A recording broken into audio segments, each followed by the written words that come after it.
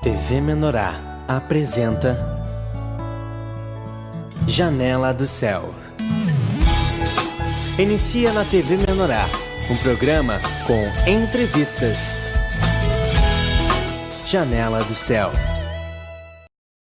Boa noite a todos, iniciamos agora o programa Janela do Céu. Hoje nós estamos com a presença da nossa irmã Sharon Duarte, de Gravataí, Rio Grande do Sul, que vai compartilhar um pouquinho das suas experiências de vida, né? Todos nós fomos resgatados por Jesus Cristo, que nos comprou, que nos salvou, e a Ele, né, nós devemos toda a honra, todo o louvor, toda a glória, porque nós nada poderíamos fazer para que pudéssemos ser salvos, né? Mas o Senhor, pela sua misericórdia, vai lá, nos pinça, né, daquele mundo, nos reveste da sua glória, da sua verdade, nos dá a sua palavra.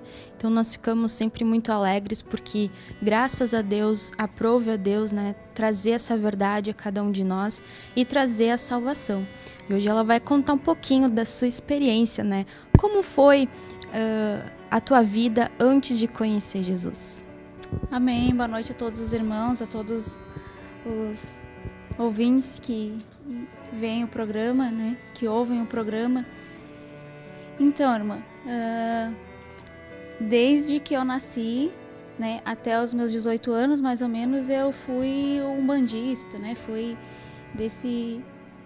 dessa religião.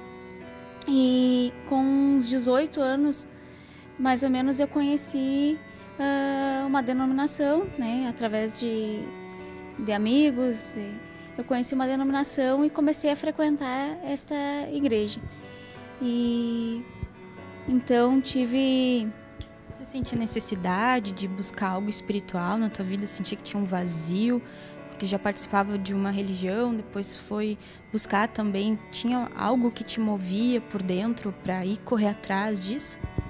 Não, na verdade não me gerava muitos sentimentos, porque como eu vivi muitos anos, né, nesta religião, fui doutrinada, fui incentivada pelos pais também a permanecer ali, sentia um vazio, mas eu não sentia necessidade assim de buscar a Deus. Mas a minha mãe saiu, né, ela teve alguns problemas, decepções com aquela religião ali, ela saiu e automaticamente a gente ia em todos os lugares que ela ia, né? A gente tentou ir em outras religiões e não funcionou. Então nós estávamos assim, sem nada, né? Sem eira e nem beira, sem nenhum tipo de contato com a espiritualidade. E naquele momento me convidaram e eu fui e comecei a frequentar aquele lugar. E gostei, assim, era totalmente diferente do que eu estava acostumada, né? Porque lá pelos 10 anos eu frequentei uma denominação junto com a minha irmã, mas a gente ia bastante para fazer folia, assim, né? Criança, a gente não tinha compromisso, a gente foi meio que expulso, né, do lugar, porque a gente fazia muita bagunça e nos pressionaram, assim, a escolher se a gente ficava na igreja ou na religião na qual a gente foi criada. A gente não teve dúvida em permanecer onde a gente recebia toda aquela doutrina, né? Então a gente meio que foi afastado, assim, de Deus, né? Por um momento a gente não se sentiu acolhido pela o que se chamava de igreja, né? E aí depois, neste momento da minha adolescência, daí eu me senti mais acolhida. E frequentei, e aí neste momento já conhecia o meu esposo, né? Nós namorávamos e ele já tinha uma passagem, né, pela vida cristã, e os parentes dele, né, vieram apresentar o grupo familiar na cidade de Cachoeirinha e de Gravataí. Vieram apresentar os grupos familiares, e aí os grupos começaram a crescer e, consequentemente, gerou uma igreja em Cachoeirinha, né? E aí abriu o templo e ele começou a participar. Então ele ia na igreja do Senhor Jesus e eu ia na denominação, né?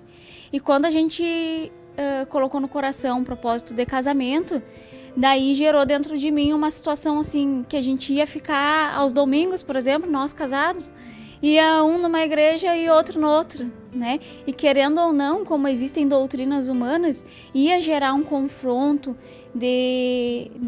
disso, né? Do que a gente estava aprendendo, né? Lá na minha igreja funciona assim, e lá na minha funciona assim. Ia gerar um confronto dentro de casa. Então aquilo começou a vir na minha cabeça de que havia uma necessidade da unidade, né? Dos dois. E eu não sentia mais vontade de levar ele para onde eu estava. Eu sentia vontade de ir para onde ele estava. Por mais que no início eu resisti bastante, né? Fui bem resistente à Igreja do Senhor Jesus no início. O que você sentia, assim, de diferente, que te causou uma certa dificuldade? Era muita resistência, assim, na questão de... eu não, na verdade, não aceitava ordens, né? Então, no momento que se eu me sentisse pressionada, eu já não ia, né? Então, tinha que me convidar, tinha que me cortejar, né? O ego, né? Tinha que dar uma cortejada. Se eu me sentisse pressionada, eu já não ia. E depois, sim, que eu acessei, daí eu comecei a ver que existia uma diferença de palavra, de louvor, de tudo, né? Que era um pouco vago aquilo que eu participava, e aquilo que eu participava me deixava mais em falta, assim, é que eu nunca me sentia membro da igreja, né? Porque não tinha curso, porque não tinha... não era envolvida com cargos, com nada.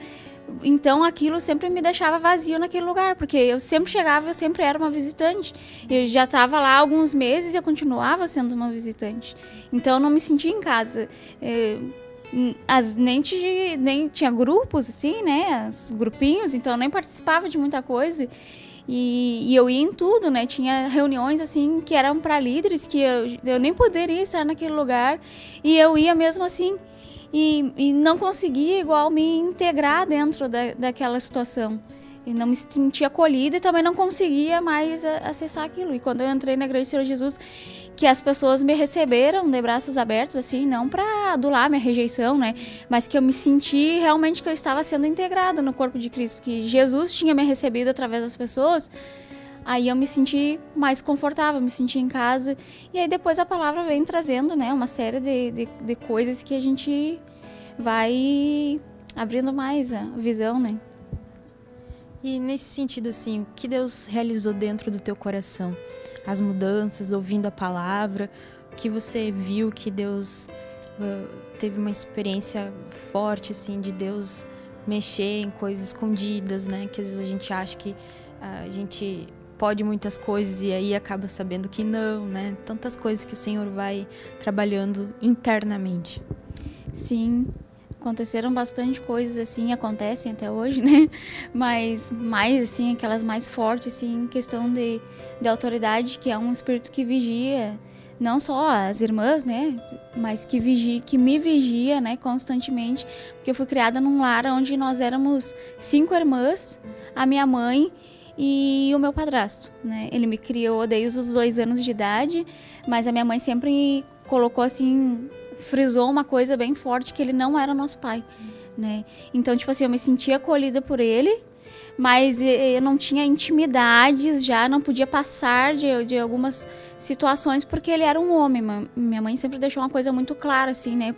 Porque a gente vivia num mundo onde tinha muita orgia, né? Então, ficou sempre muito separado isso. Então, eu não tinha uma autoridade representativa, eu não tinha uma pessoa masculina na minha vida, né? Isso me gerou muitos problemas, muitos, né? Então, isso foi uma das coisas que Deus teve que entrar assim bem fundo e que ainda é uma coisa que eu tenho que estar constantemente vigiando, porque eu sempre me mandei, né? Eu fui criada, eu digo, na árvore do mal, né? Com 13 anos de idade eu já saía pra danceteria, né? Eu andava com pessoas que a minha mãe não sabia que tipo de coisas faziam, né? Tipo, eu tive milhões de livramentos por pessoas e lugares que eu andei, que só pela misericórdia de Deus, né? E não fiz muitas coisas, assim, que pudessem me prender no mundo de forma com vícios, né? Porque ainda eu não tinha temor, eu tinha medo, né? De fazer e depois não conseguir reverter a situação, né? Então, uma coisa que não é certa a gente viver pelo medo, mas foi uma forma com que Deus também me deu uma travada, né? Porque eu não tinha temor, né? Não tinha tremor, eu tinha medo, né? Então, tipo, até aqui eu posso ir, dali eu já não posso ir mais, né? Mas é claro que fazia muitas coisas erradas. Então, a questão da autoridade foi uma coisa que, quando eu entrei na Igreja do Senhor Jesus, mexeu bastante, né?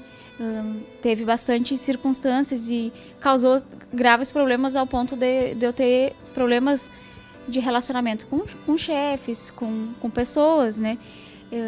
No casamento, né? De entender que existia uma autoridade na qual Deus constituiu, enfim, e não consegui obedecer, porque então minha mãe sempre colocou aquela regra assim, que como era só o meu padrasto, ele era tipo um agregado, né?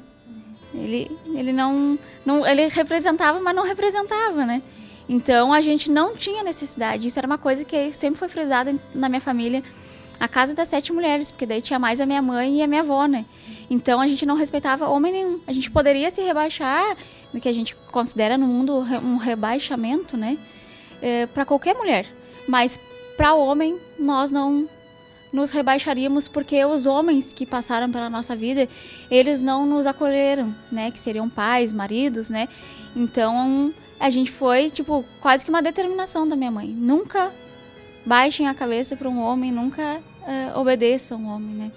Então isso aí foi uma das primeiras coisas que eu tive bastante conserto com Deus, questão de rejeição, tudo, né? De olhar que Deus fez o melhor. Depois teve várias circunstâncias paternas que eu tive que passar, assim, que até usei o meu esposo, né, como pai, né? Foi uma dificuldade bem grande no nosso namoro, no nosso casamento, né? Eu olhava para ele, assim, queria que ele me suprisse tudo que já não fazia parte de um relacionamento homem e mulher conjugal, que já fazia parte de uma paternidade. E eu não conseguia compreender porque que Deus não tinha me permitido ter esse contato, né, com o pai, assim. E aí depois Deus foi trabalhando, curando, né? E aí eu comecei a olhar a vida do meu pai, que ele não tinha condições de ter me criado, né? Aí comecei a liberar perdão para ele, que ele era uma pessoa que não tinha o que me oferecer, né? Espiritualmente, ensinamentos de Deus, não poderia cobrar dele aquilo que ele não tinha. O meu padrasto também, ele fez o melhor que ele pôde, ele sempre foi uma pessoa que deu tudo o que ele podia para nós. Então, mais do que isso, amor, carinho, atenção, já era uma coisa que vem de Deus, né? Que ele não poderia dar também.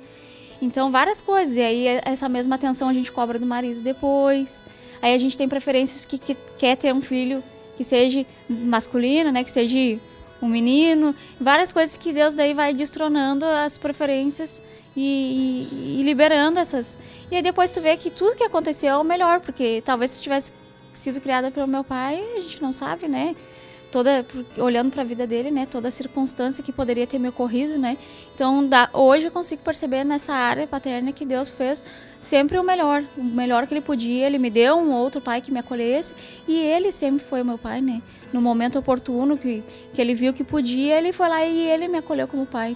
Então, eu sempre digo que Deus é maravilhoso porque ele me deu 3 pais, na verdade, né? O que me gerou, porque não tinha nenhum, eu achava que não tinha nada, né? Ele me deu um pai que me gerou, né? Que eu tenho que abençoar a vida dele, né? Ele me deu um pai que me criou, que eu não fiquei desamparada, né? E e Deus propriamente é o meu pai acima de todas as coisas, né? Muito interessante isso, né? Que a gente vai somatizando aquilo na nossa vida e as coisas que nós vivemos no nosso passado, se aquilo não for tratado, não for curado, geram problemas na fase adulta, que às vezes a gente nem sabe por que a gente tem determinadas reações, a gente tem preferências, tem determinado comportamento, né? E tudo vem porque Deus precisa realizar essa cura no nosso coração, né? Curar as nossas memórias, curar e trocar os princípios, né? Que foram estabelecidos para nós, como a irmã Sharon falou, que foi ensinada a não baixar a cabeça, né, para homem nenhum, devido a amarguras, né, coisas que mal resolvidas que geraram aquilo ali. E nós vemos assim que Deus, com a sua palavra, Deus ele vai processando aquela cura sem interferir, né, de uma maneira assim que vai nos machucar, que vai nos constranger. A própria palavra de Deus vai renovando a nossa mente, diz que o convencimento é pelo Espírito, né? Não é por força, não é por opressão, de tanto ouvir a palavra. Tem até uma palavra no Salmo 19, se não me engano, que diz que a palavra ela restaura a alma.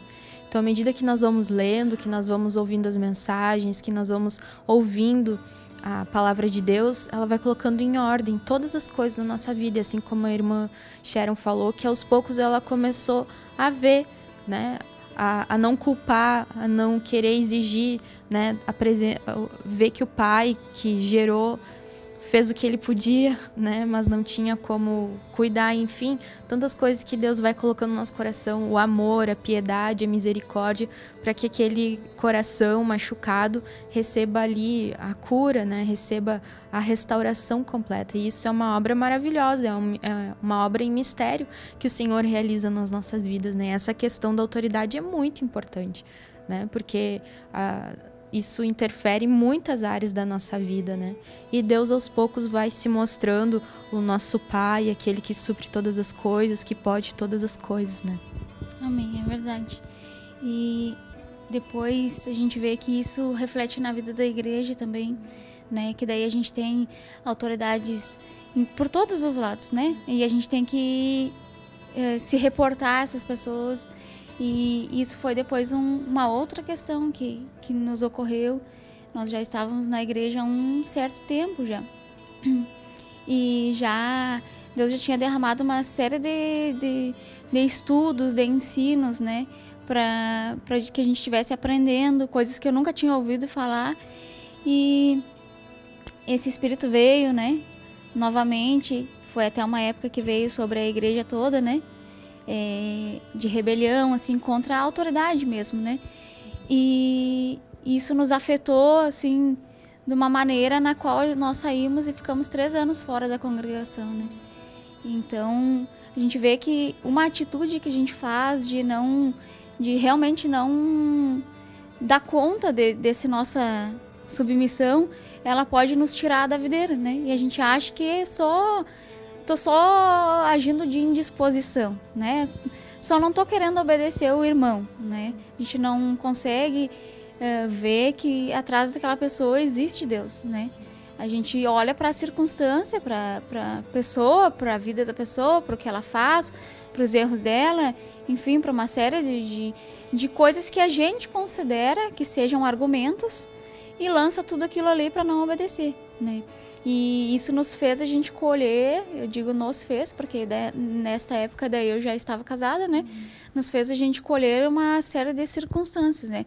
Pela misericórdia de Deus, nós não nos separamos, no que eu digo, na vida natural, como homem e mulher, né? Deus permaneceu o casamento e também fez um arranjo com que nós estivéssemos voltando, né? Para a igreja, né? Voltando para o vínculo da comunhão com os irmãos e, mais importante, que é a comunhão com Cristo, né? Essa questão da autoridade e submissão é extremamente importante na nossa vida, que nós precisamos colocar diante de Deus, colocar os nossos olhos na palavra, porque a rebelião, ela não está fora, ela está dentro da nossa carne, né? Está dentro de nós. Então, basta a gente estar não vigiando, não estar bem alimentado, para que as coisas aqui fora, né, brota tudo aqui dentro, né, para a gente viver uma vida em submissão, né, na rebelião. E é tão sutil isso que às vezes a gente nem percebe que a gente está contra as autoridades, que a gente está agindo em rebelião, que a gente não está sendo submisso, porque a submissão é uma obra do Espírito, não é só porque eu estou obedecendo que eu sou submisso, né? Então, a submissão é Deus governando o nosso coração e automaticamente nós vamos nos encaixar, nós vamos estar debaixo das autoridades, porque se Cristo me governa, com certeza Ele vai me mandar que eu venha estar debaixo das minhas autoridades, né? E não olhe para elas como alguém que vai ser contra mim, mas que eu possa, como submissão, auxiliar a minha autoridade, né? Então, Deus, ele vai operando essa obra no nosso coração tão tremendo, né? Que Deus vai trazendo de dentro para fora, né? Deus vai dando crescimento de vida a cada um de nós e nós vamos percebendo essas coisas. Tem um livro chamado Um Ramo Digno da Seiva, que é um livro excelente, né? Eu indico a todos os irmãos que estão nos assistindo, porque esse livro ele trata só do assunto de autoridade e submissão, né? Ele começa trazendo, explicando como que a rebelião surgiu no mundo, né?